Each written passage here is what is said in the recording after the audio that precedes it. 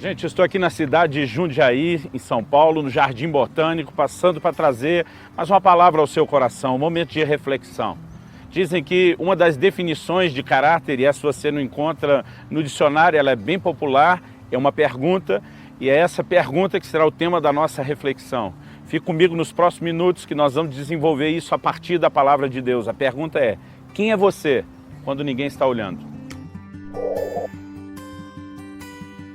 A palavra de Deus diz lá no livro de Êxodo, no capítulo 2, dos versos 11 a 15, a respeito de Moisés, e a palavra de Deus sempre é muito transparente, a respeito não só das virtudes, mas dos defeitos de cada pessoa, de cada personagem que nós vamos encontrando ao longo da narrativa bíblica. E ali nós temos um episódio triste, trágico, quando Moisés matou um egípcio.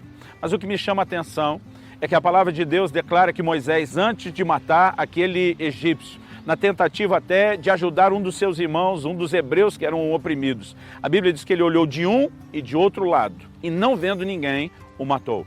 Antes de executar o crime, Moisés se certificou de que ninguém estava olhando. No entanto, nós conhecemos a história e sabemos que a verdade acabou vindo à tona, exatamente da forma como Jesus declarou que não há nada oculto que não venha a ser descoberto depois. Mas a lição que nós temos a partir desse texto da palavra de Deus envolve justamente a pergunta que usam para a definição do caráter. Quem é você quando ninguém está olhando? Thomas Paine disse certa vez: reputação é o que os homens pensam de nós. Caráter é o que Deus sabe a respeito de nós. Porque muitas vezes a maneira como eu e você nos conduzimos é muito regrada pela vigilância. Ou seja, se estamos debaixo da vigilância de outras pessoas, talvez a gente se contenha e deixe de cometer algumas coisas erradas. No entanto, quando nos certificamos que ninguém está vendo, às vezes temos a liberdade para transgredir. E nós precisamos avaliar o nosso coração. Em primeiro lugar, quando olhamos para essa atitude de Moisés, que não é exclusiva dele, essa, na verdade, tem sido a repetição de um comportamento do ser humano e, infelizmente, mesmo na vida daqueles que, como Moisés, conhecem e temem a Deus. Nós precisamos entender algumas verdades. A primeira delas é que nós não devemos viver, a palavra de Deus nos ensina isso, não devemos viver em função da vigilância dos homens. Por exemplo, em Colossenses, no capítulo 3, dos versos 22 a 24, o apóstolo Paulo diz: servos, vocês devem trabalhar não apenas quando os seus senhores estiverem vendo para agradar os homens, mas tudo o que vocês fizerem, façam de todo o coração, para servir ao Senhor Jesus e não aos homens. Em outras palavras, ele está dizendo: não importa se o seu Senhor está te olhando. Numa linguagem mais atual, a gente poderia dizer: não importa se o seu patrão está de olho em você. A sua produtividade não deveria subir apenas quando você está debaixo de vigilância. Você deveria ter, na verdade, uma consciência que o Senhor Jesus está te vendo o tempo todo, mesmo quando o seu patrão não está.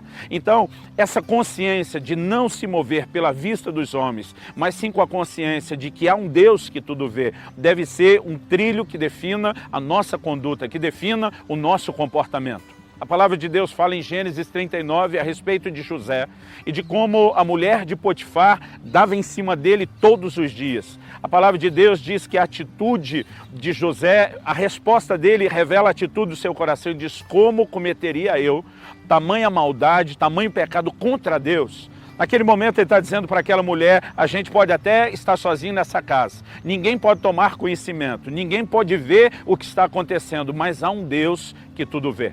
Aliás, um dos nomes de Deus na Bíblia é exatamente esse: Jeová Roi, o Senhor que tudo vê. A Bíblia diz que os olhos do Senhor estão em todo lugar. Hebreus, capítulo 4, verso 13, diz que todas as coisas estão nuas e patentes diante dos olhos daquele a quem todos haveremos de prestar contas. Ou seja, nós precisamos ter não apenas a consciência de que há um Deus vendo todas as coisas, mas nós precisamos ter a consciência de que esse Deus que está vendo todas as coisas, um dia vai requerer de nós tudo aquilo que nós fizemos. Haverá um dia de juízo e prestação de contas. Haverá um dia onde cada um de nós responderá por aquilo que fez e exatamente por aquilo que Deus nos viu fazer. Nós precisamos olhar para essa perspectiva bíblica de que caráter tem a ver com o temor do Senhor que eu carrego no meu coração e de uma vida que eu decido viver diante do Senhor e não apenas diante dos homens. Porque quem decide ser certo, justo, correto, somente quando está debaixo de vigilância, jamais poderia sair debaixo de vigilância. porque no dia em que isso acontecer, ele também vai deixar de lado toda a sua conduta reta e íntegra, porque ela não está sendo realizada no temor do Senhor. Esse tipo de atitude é tão somente para manter a média, a reputação, uma boa imagem com os homens. Nós precisamos ir além da vigilância dos homens. Nós precisamos aprender, de fato, a agir e nos conduzir de uma forma que honre ao Deus que nos vê. O próprio Senhor Jesus confrontou os fariseus, dizendo: o motivo pelo qual vocês estão orando, jejuando, dando esmolas, é porque vocês querem ser vistos pelos homens.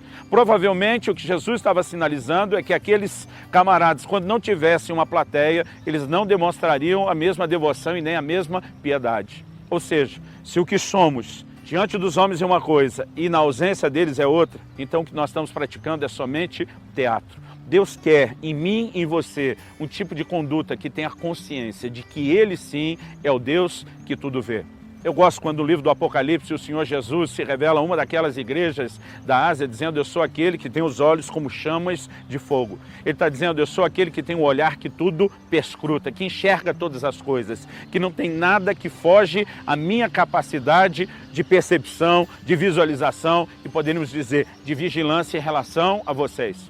Quando temos a consciência de um Deus que vê todas as coisas e temos a preocupação de agradar a esse Deus, não aos homens.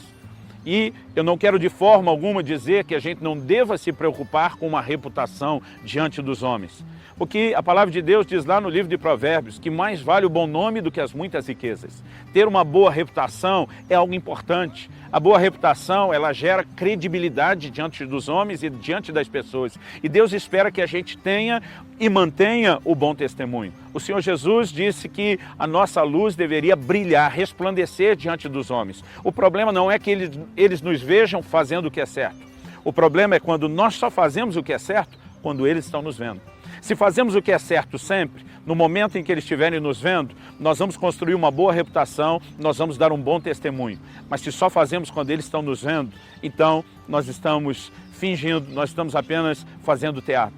Eu acredito que devemos sim cuidar da reputação, mas nós precisamos entender que a reputação é aquilo que eu sou na luz, ela gera credibilidade. E aqui eu cito uma frase de um pastor, querido amigo meu, pastor Danilo Figueira: mas o caráter tem a ver com aquilo que eu sou no escuro, quando ninguém vê. Isso, mais do que credibilidade, gera autoridade no reino espiritual. A preocupação que cada coração deve ter, em primeiro lugar, é não só de agradar a Deus, porque eu acredito que a meta maior de entendermos a vigilância de Deus não é apenas o medo da punição, e sim o desejo de agradá-lo.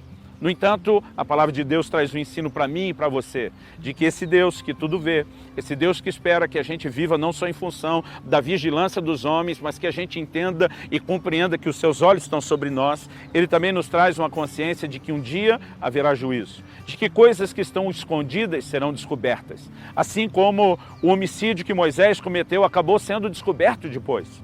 Uma frase que Deus usa no livro de Naum, falando contra a nação de Israel, é: eu vou levantar a sua saia, o seu vestido até o seu rosto. Deus estava dizendo: eu vou expor as suas vergonhas. E muitas vezes são frases de juízo que vão se harmonizando ao longo das Escrituras com uma coisa: um dia Deus trará à tona todas as coisas. A Bíblia diz no livro de Romanos que Deus há de julgar os segredos de todos os homens.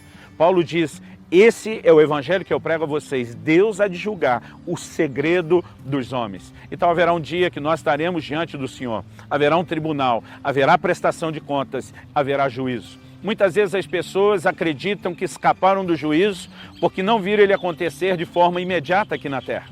Mas a palavra de Deus ensina que há juízo imediato e há juízo que não necessariamente seja ou se manifeste de forma imediata. Quando Paulo escreve a Timóteo, ele diz que há juízo que se manifesta agora, mas há alguns que somente se manifestarão depois. Mas a verdade é que quer ele aconteça depressa, quer ele venha à luz depois, em algum momento será trazido à tona. Quando Ananias e Safira foram julgados, Deus estava trazendo à tona rapidamente aquela verdade. Mas nem todos talvez serão julgados de uma forma tão rápida. Nem todos terão esse juízo se manifestando de uma forma imediata. Pelo menos não em tudo que fizerem. No entanto, o temor do Senhor deve envolver o nosso coração quando a gente entende que haverá um dia de prestação de contas, haverá um dia de juízo. Eu, honestamente, decidi viver para agradar a Deus. A razão pela qual eu quero andar nos princípios de Deus, eu quero andar em integridade, em primeiro lugar, para ter o sorriso da parte dele. Não é apenas por medo de uma represália. No entanto, eu também preciso ter o bom senso de, no meu coração, equilibrar junto com o desejo de agradar a Deus, a compreensão de que se eu não fizer isso, eu também serei julgado. A consciência de um juízo futuro. E esse é um dos rudimentos da doutrina de Cristo apresentado lá em Hebreus 6. A Bíblia fala das últimas coisas como envolvendo não só a ressurreição dos mortos, mas o juízo vindouro. O conceito de juízo.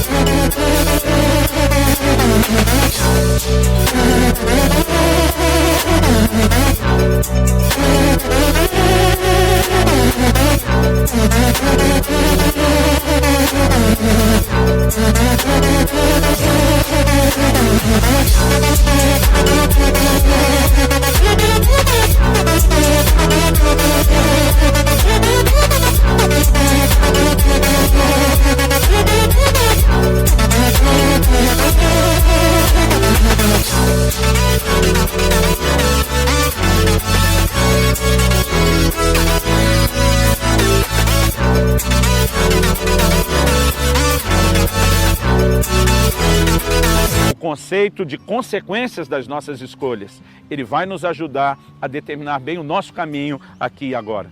A minha oração é que você possa fazer uma decisão, a escolha de pautar os seus caminhos, a sua conduta, a forma de viver, a maneira, até mesmo de trabalhar e servir as pessoas, em função não apenas do que as pessoas estão vendo, mas debaixo da consciência de que há um Deus que tudo vê. A pergunta é, se você tivesse a mais absoluta certeza que ninguém veria absolutamente nada do que você decidisse fazer a partir de agora, isso mudaria aquilo que você faz? Se a sua resposta é sim, você precisa rever a sua conduta. Se a sua resposta é não, você precisa se policiar para que esse comportamento em momento nenhum mude. Que Deus nos dê graça, que Ele nos ajude a viver de forma que o honre, que o glorifique, e que naquele dia de prestação de contas a gente possa encontrar, além do sorriso dele, um grande galardão em vez de juízo, em nome de Jesus.